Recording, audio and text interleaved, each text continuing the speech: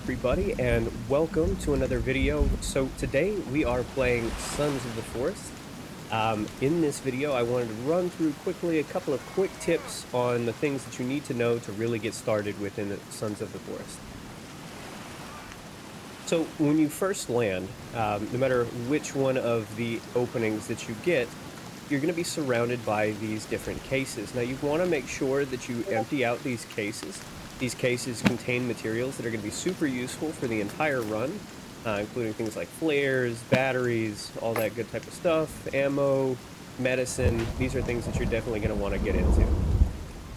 The next thing is this guy over here. So we want to make sure that we pick this guy up as well. This is Calvin, and Calvin is kind of a buddy throughout the entire game who will follow your instructions, right? So you get to tell him to follow you, help you build things, gather materials for you.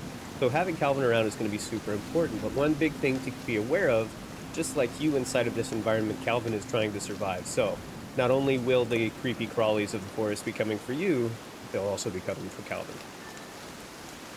So as you can see here, this is the little notepad that we get that gives us the ability to choose what direction we would like for Calvin to go. We also have take item, follow me, or get.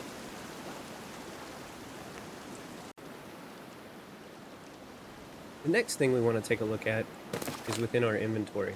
There's a couple of things that we can touch on here, and I'm going to go over the entire inventory scheme here later on within the game.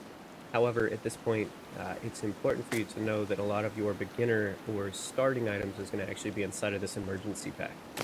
What you'll do is you'll right-click on the emergency pack, follow through the prompt that pops up there hitting E, or whatever the button is that pops up for you, and then we want to right-click to open. This is the same sort of activity that you'll also be completing when we come to crafting things later on inside of the tutorials. Now while we're inside of here, I'll show you a couple of other things. The next thing is that you can actually power off and on these lights. Now this to me seems a little bit ridiculous, however, as someone that is playing usually at night or in the dark, I do like to change my colors and my schemes depending on kind of the room that I'm in. This actually matches my room currently, so this is what I will be sticking with.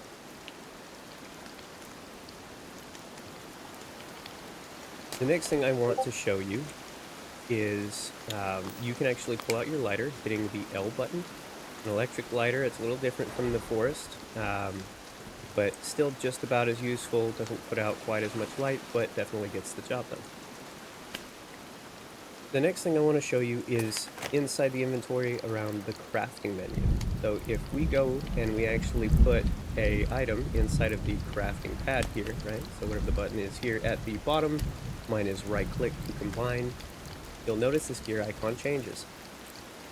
Now the benefit here is whenever you learn any new recipes or any new craft abilities, all of them will pop up here when you hover over. In this menu, you can actually see I have a repair tool that is a selectable item.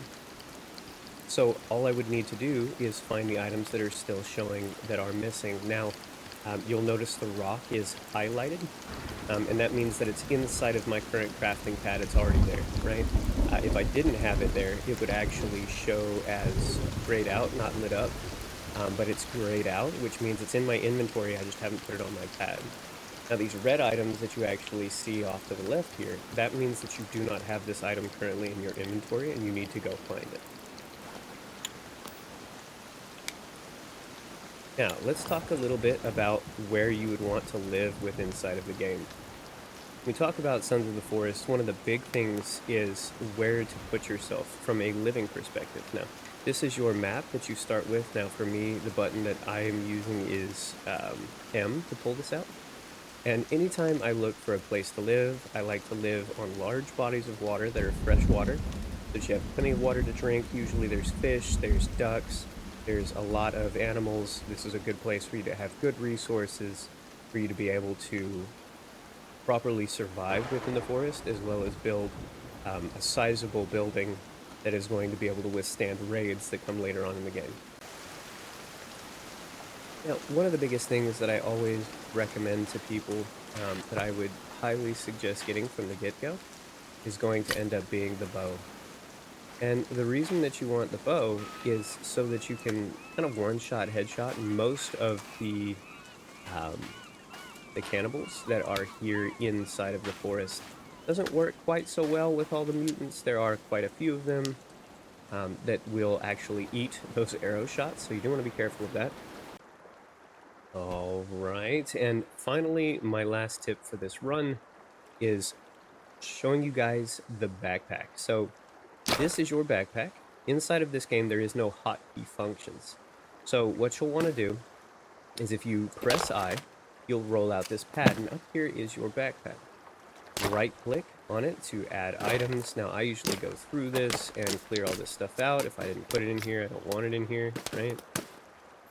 So I'm gonna leave my axe in there. However, just to show you a point, all I have to do now is right click on this to add the axe. The same thing goes for if I want to tape or my meds or anything else to be quickly accessible from that main screen without having to go to this inventory screen. Now all I have to do is hold down I instead of just pressing I, and any of the items that you've selected will then be on this screen. So I can pull my axe out by clicking on it, and this is a quick way that you can swap between your different weapons and items.